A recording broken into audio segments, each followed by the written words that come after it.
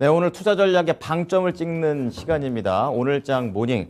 약간의 좀 변동을 줬습니다. 월, 수, 금. 이제 이렇게 새로운 분을 모시기로 했는데, 아직 좀 이따가 말씀드리고, 월요일 날에는 이제 주간적인 흐름을 쭉 한번 봐드리고요. 수요일과 금요일 날에는 아주 디테일하게 종목에 대한 얘기까지 녹여내 보겠습니다. 자, 새로워진 오늘장 모닝. 오늘은 토마토 투자자문 깡센클럽의 강재현 운영력입니다. 어서 오십시오. 안녕하십니까. 1년 만인 것 같아요. 1년 조금 안 됐습니다. 1년 좀 안 되셨나요? 굉장히 작년 2월 달까지였으니까. 그랬군요.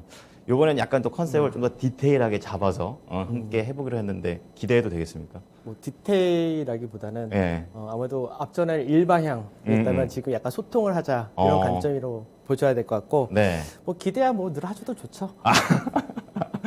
알겠습니다. 오늘 첫 시간이니까 좀 살살 좀 부탁드리겠습니다. 예. 자, 우선은 미국 증시, 이제 해외 증시 쪽 얘기 좀 해보도록 할 텐데 어떤 부분을 좀 봐야 될까요? 네, 요즘 지난주 딱 미증시의 특징 보면은 뭐 시장에서 계속해서 얘기하는 부분이 미국에서 양적 긴축을 하겠다 이 얘기를 하는데 키워드였죠. 네, 그러다 보니까 이제 시장에서 조정의 빌미가 되기도 했는데 그 조정의 대부분은 네. 기술주 중심의 성장주 그리고 가상자산, 비트코인이라든지 이더리움 같은 이쪽에서가 대부분 다 맞는다가 되는 거고 네. 반대로 다우지수 같은 경우는 지난주 하락폭이 굉장히 거의 없다가 되죠. 그러면은 이제 나스닥이라든지 이런 뭐 NFT, 메타버스 그동안 뜨거웠던 것들은 다 내려가니까 뭐 단기적으로 내려간다고 봐야 되는 겁니까? 아니면 계속 내려가는 겁니까? 제가 볼 때는 이게 그러니까 중간중간에 반등은 나올 수 있겠지만 기조 자체가 바뀌었다라고 생각하시는 것이 좋을 것 같습니다. 기조가 바뀌었다. 네. 그러니까 이게 왜 그러냐면 사실 예전에 양적 완화를 하고 금리 인상을 하고 네. 실제로 이제 대차대표 축소라고 하는 양적 긴축을 하는 데 있어서는 QT, 예전에는 인터벌, 그러니까 기간이 굉장히 길게 들어왔었는데 이번 같은 경우는 테이퍼링 그 자체도 굉장히 빠르게 종료하고 맞아요. 금리 인상 바로 하고 예. 그리고 이제 대차대표 축소, 긴축과도 바로 한다 이렇게 되는데 그건 몰랐던 거죠 또. 그렇죠. 네. 그러니까 예전하고 다른 거죠. 연준의 성향 자체가 네. 예전에 이제 2008년도 금융위 터졌을 때 버넌키 같은 경우는 돈을 뿌리는 우리가 비둘기파. 그렇죠. 그리고 바로 이어서 한 사람이 옐런. 예. 근데 지금은 아니란 거죠. 파월은 전형적인 매파 성향인데 성향 자체가 다른 거죠. 그리고 또 하나는 예전에는 미국에서 돈을 그렇게 대기업 풀때 네. 미국 자체가 문제였으니까 이 돈이 대부분 신흥국으로 갔었는데 그렇죠. 이번에 코로나 사태 같은 경우는 안 와요. 안 왔죠. 네. 대부분 다 미국의 가상자산과 그 전까지 우리가 빵이라고 얘기하는 그쵸. 성장주들이 워낙에 중심이 있었으니까 더구나 언택트 시대다. 네. 이렇게 되다 보니까 이쪽이 더 가속화된다 면서 일로 자금이 다 쏠렸던 거죠. 아하. 그러니까 이 쏠렸던 자금이 이제는 빠져나간다 쪽이 되니까 그래서 사실 어떻게 보면은 네. 예전에 이제 테이퍼링 한다, 뭐 미국에서 금리 인상한다 하면은 사실 이제 미국에서 달러와 강세가 굉장히 가파르게 나타났었는데 그렇죠. 최근 보면 달러와 강세는 안 나오죠. 그렇죠. 약세죠. 그죠. 그러니까 이제 차이가 뭐냐면 예전에는 미국에서 금리 인상한다 하면은 국채 수익률도 올라가고 그렇죠. 달러도 강세되었는데 약간 공식처럼 그렇게 그죠. 됐잖아요. 근데 지금 약간 다르죠. 그 다른 게 사실 배경이 다른 겁니다. 그렇군요. 그러면 이제 달러가 강세를 안 띄는 상황이다. 네. 그러면 실제로 무슨 얘기냐면 미국에 쏠렸던 자금 일부는 유출된다는 얘기예요. 신흥국으로요? 네, 신흥국도 일부 들어올 거고 네. 그동안 시장에서 상대적으로 사실 너무 성장과 가치, 특히 국내가 대표적인 케이스인데 네. 성장과 실적을 동반한 가치주가 너무 차이가 심했거든요. 그 차이 심했던 쪽이 정상화되는 과정이 현재 국면이다. 이렇게 생각하시면 됩니다. 이해가 되네요. 관련해서 보면 국채 수익률 같은 경우에도 보면은 공식처럼 아까 전에 이게 올라가면 기술주는 무조건 내려가고 또 민감주는 다시 또 올라가고 이랬는데 사실 계속 일별로 보면 또 그렇지도 않은 것 같아요. 예, 그건 뭐 어떻게 봐야 됩니까? 그러니까 이게 시장에서 네. 아직까지는 이게 무게추가 어떻게 되냐면 하루하루 볼 때는 별로 그렇게 크게 못 느끼거든요. 예. 근데 이제 주 단위로 보고 나중에 월 단위로 보게 되면은 길게 이게 보면. 서서히 커질 수밖에 없는데 이게 그 2000년도부터 지금까지 이게 전체적인 큰 그림 한 20년 동안을 보게 되면은 네. 한 2010년도까지는 사실 신흥국 증시의 강세가 두드러졌었고 그리고 2010년도 전후부터 해서 이제 미증시 중심의 선진국 증시가 굉장히 또 두드러진 그런 케이스를 보여줬거든요. 네네. 그래서 이 부분은 이제 하루하루 볼 때는 그게 큰 차이는 안 나 보입니다. 다만 이게 길게 넘어가면 넘어갈수록 이게 더 눈에 확 들어오는 과정이 보일 거다. 이렇게 말씀드릴 것 같습니다. 그럼 이제 해외 증시와 관련해서 좀 PPT 좀 준비해 오셨는데 그거 보면서 좀 설명 들어보겠습니다. 네, 해외 증시 이게 지금 PPT를 보면서 시간이 되려나요? 짧게 넘어갈까요? 그러면 국내로 바로 네, 또 국내 도움이 바로 되는 얘기를 걸로 해야지. 보도록 하겠습니다. 네. 예, 국내 어떻습니까? 그러니까 어제 지난주 국내 증시 이제 업종별 지수별 등락을 쫙 보게 되면은 여기서도 사실 굉장히 많이 차이가 난다는 게 보여진다가 되죠. 그렇죠. 그러니까 실제로 이제 국내 지수 지난주를 보게 되면은 네. 거래소 같은 경우는 하락폭 자체가 0.7%대밖에 되질 않습니다. 예. 반면에 1월 효과에 대한 기대치를 많이 갖고 있었던 그쵸. 코스닥 같은 경우가 장주에 5% 넘는 하락 보이다가 1월 효과. 금요일날 반등하면서 결과적으로 그래도 3%대가 중반이 넘는 그런 하락을 보여줬던 많이 거죠. 밀렸네요. 많이 밀렸죠. 그렇네요. 그럼 이게 업종별로 보게 되면 어떤 그림이냐면 네. 표가 좀 올라왔으면 좋겠는데 네. 업종별로 보게 되면은 지금 현재 딱 보이는 것이 먼저 이제 경기 관련주다 우리가 얘기를 하고 그리고 이제 본격적으로 저평가 수출주 그러니까 사실 실적이 좋다라고 하는 쪽이 현재는 제일 좋습니다. 그렇죠. 근데 그쪽에 현재 어디에 나냐면은 자동차라든지 네. 그다음에 화학이나 철가 작년에 피크아웃 논란으로 해서 굉장히 주가 실적은 좋은데 저평가거든요. 그러니까 이런 쪽하고 그다음에 산업재가 대표적인 케이스가 되는데 네. 산업재도 마찬가지로 이제 경기가 좋아진다라는 관점에서는 가격이 이제 원자재가 높아지면은 전이하기가 제일 좋은 산업이 산업재입니다. 그렇죠. 그래서 지난주 같은 경우 보게 되면은 이제 경기 관련된 중심으로 다 강세 띈 반면에 네. 우리가 성장주 대표적 딱 얘기하면은 바로 나오는 게 뭐냐면 인터넷 플랫폼, 그렇죠. 네이버 제약바이오. 카카오. 네. 제약바이오죠. 그 다음에가 근데 다 밀렸는데요? 그죠. 그러니까 네. 그쪽을 중심으로 하락을 나타난 거죠. 그러니까 실제로 보게 되면은 거래소를 놓고 볼 때는 거래소에서 종합주가가 0.7% 빠졌는데 네. 네이버, 카카오, 세트리온, 삼성 바이오로직스 이런 우리 대표적인 성장주라는 카카오페이, 카카오뱅크 그러네요. 이쪽에 원체 크게 빠진 거죠. 그렇군요. 그러니까 실제로 시장에서 지수는 소폭 빠졌는데 상승과 하락이 극과 극을 보여준 거죠. 완전히 그러니까 다르네요. 조선 같은 경우도 지난주에 주간 상승률 10%가 넘죠. 네. 화학, 철과 대부분 그렇게 강세 보였는데 그 차이가 이런 겁니다. 시장에서 단순하게 생각할 때는 사람들이 그동안 경기 관련주가 낙폭 과대주니까 낙폭 과대 반등이야 이렇게 생각할 수도 있는데 그러니까 키 맞추기까지만 나오고 그다음부터 다시 성장주가 간다 이런 논리거든요. 그죠? 그런 논리가 예전에 이 테이퍼링에 대해서 예전 생각하셨던 분들의 예. 논리입니다. 그러니까 테이퍼링 자체가 예전과 다른 거는 예전 네. 2014년도에는 1년이나 기간에 걸쳐서 했고 네. 이번 같은 건 굉장히 가파르게 하고 그때는 테이퍼링의 주수혜가 신흥국이었고 그렇죠. 이번에는 가상자산을 비롯한 선진국이었고 네. 그러니까 기본 구조가 완전히 다른데 예전에는 내용이 달라요? 네, 완전히 다른 거죠. 네. 근데 테이퍼링 한다 했을 때 일반적인 투자자들은 옛날 생각을 하니까 테이퍼링 했을 때도 실제로 테이퍼링 자체가 돈을 푸는 걸 줄이는 거지 그렇죠. 돈을 갑자기 회수한다는 건 아니거든요. 네. 그러니까 예전에는 1년이나 기간 동안에 결국 유동성이 계속 이어진 거죠. 그렇죠. 유동성이 풀었던 거죠. 한 방에 주지도 않았잖아요. 그죠? 조금씩. 그리고 나서 또 예. 금리 인상까지 1년이 넘는 시간이 걸렸으니까 그동안 풀었던 돈이 계속해서 움직이니까 성장주가 움직일 수 있는 배경이 되는 거죠. 예. 근데 근본은 그게 아닌 거죠. 그래서 이 차이가 확연하게 나타나는데 이거를 현재 딱 알고 제대로 움직이는 사람들이 하나가 있죠. 그게 외국입니다. 외국인이. 그렇죠. 그럼 궁금한 게 그것도 있어요. 그 외국인의 움직임 조금 봐주시기 전에 그러면 우리 투자자 입장에서는 제일 궁금한 게 이 1월 효과 도대체 언제 오나 또는 이미 갔나?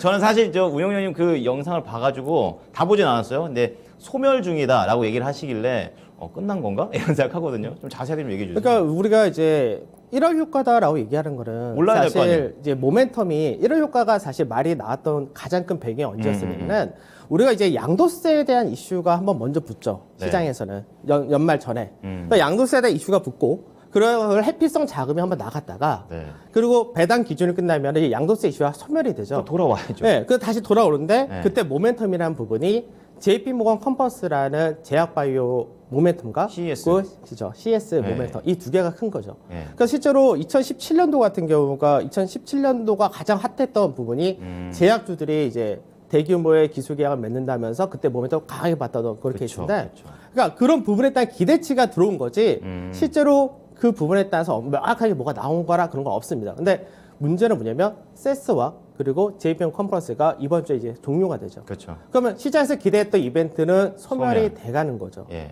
그러면 1월 효과에 대해서 기대를 했던 부분도 이제 소멸이 돼간다로 생각하셔야 될 것 같습니다. 그게 근거가 되겠군요. 네, 추가적으로 좀 볼 부분 좀 설명을 좀 해주시겠습니다. 내가 너무 질문을 많이 넣어가지고 시간이 그러니까 수급을 부족하대요. 간단하게 볼게요. 예. 수급 이번 지난 한 주 동안의 수급인데 예. 지난 한 주 동안의 수급을 보게 되면 우선은 외국인 같은 경우가 매수가 1조 8천억 이상이 유입됩니다. 거래소에.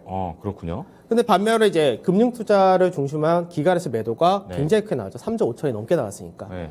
근데 아까 말씀드렸던 부분이 뭐냐면 시장에서 미국에서 테이퍼링을 하고 돈을 줄이고 이제는 긴축 자체를 할 것이고 다 이게 나오는데 외국인들이 국내 증시를 9주 연속을 사는 거죠.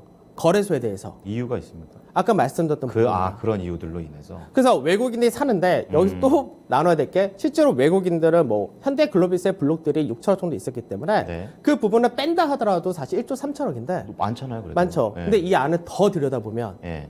실제로 네이버나 카카오라든지 이런 성장주들 매도도 굉장히 많습니다. 거기서 다 덜어낸 거군요. 거기서 덜을 냈는데도 불구하고 이 규모를 갖고 있다는 거죠.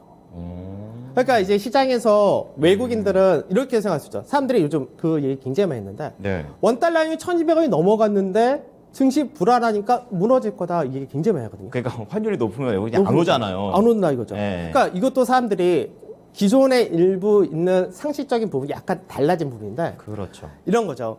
외국인들이 국내 증시에서 주식을 많이 갖고 있으면 음. 환율이 올라가면은 한차 손을 봅니다. 그러니까 팔아야죠. 팔아야죠. 예. 근데 작년과 재작년 2년 동안 들고 있었다. 국내 증시에서 외국인들이 얼마 팔았을 것 같아요?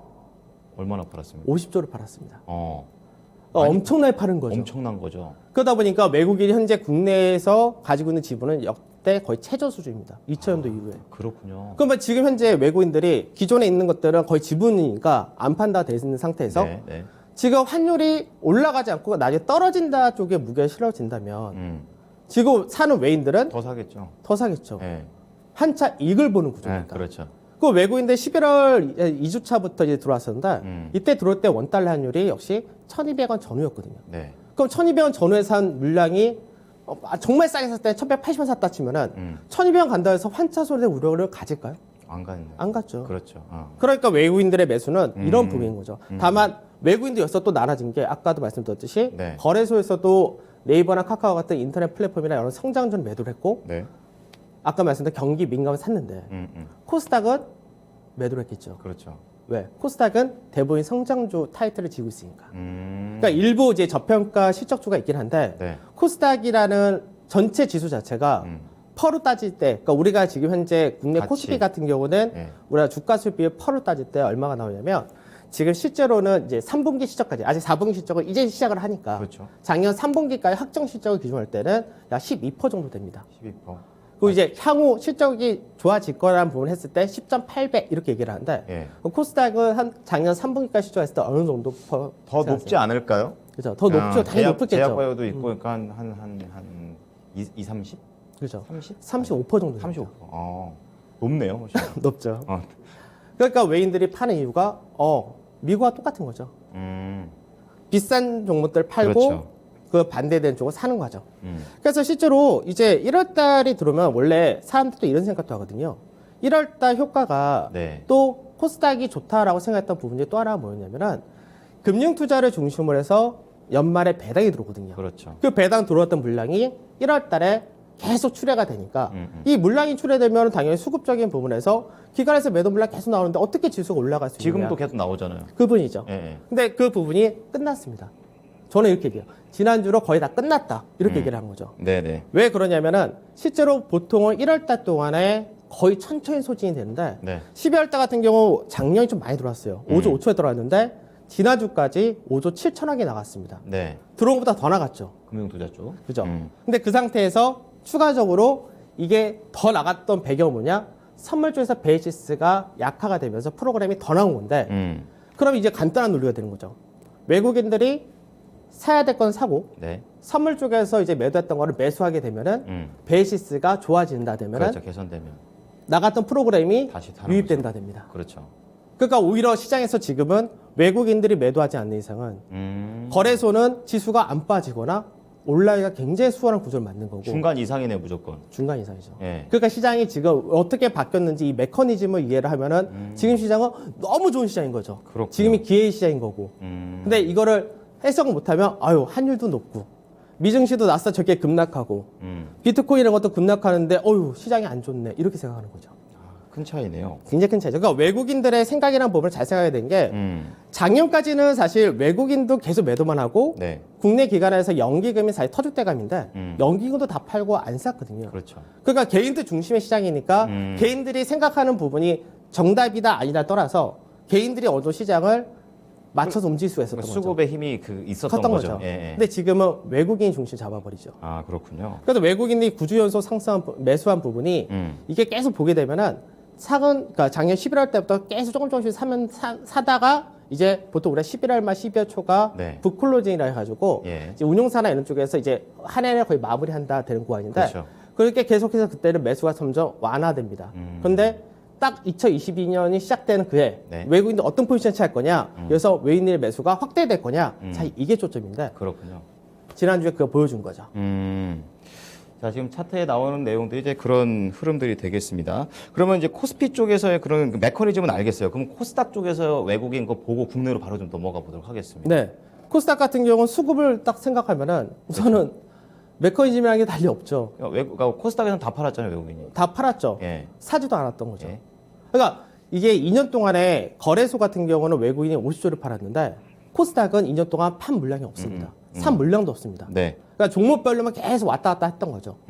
그러면 외국인 같은 경우 9주 동안에 거래소에서 7조 8천억이나 누적 매수한 동안에 네. 코스닥에서는 매수를 했냐? 그게 아니라 매도가 됐습니다. 누적으로. 그러니까 이쪽은 여전히 개인들 시장인데 문제는 개인들이 딱 뭉쳐 있으면 괜찮은데 시장에서 작년 하반기 생각하시면 딱 맞을 겁니다. 작년 하반기에 성장주가 좋다 하면서 글로 우르르 가다 보니까 네. 실적주가 뭐가 다 무너졌거든요. 그렇군요. 그럼 이제는 반대된, 그러니까 다 같이 빠지면은 사람들이 괜찮은데 다 같이 빠진 게 아니라 한쪽에 올라가기 시작하면은 그쵸. 보이거든요. 상대적으로. 상대적인 박탈감. 좀, 그럼 여기서 또 던진 물량 나올 수 있다는 거예요. 음. 그래서 코스닥은 여기서 또 문제는 그동안 NFT를 중시한 메타버스 이쪽이 신용이 굉장히 많아졌는데 그 많아진 신용이 이제는 부담이 되기 때문에 네. 그래서 코스닥은 시장을 전체적으로 볼 때는 중립보다 좀 낮다.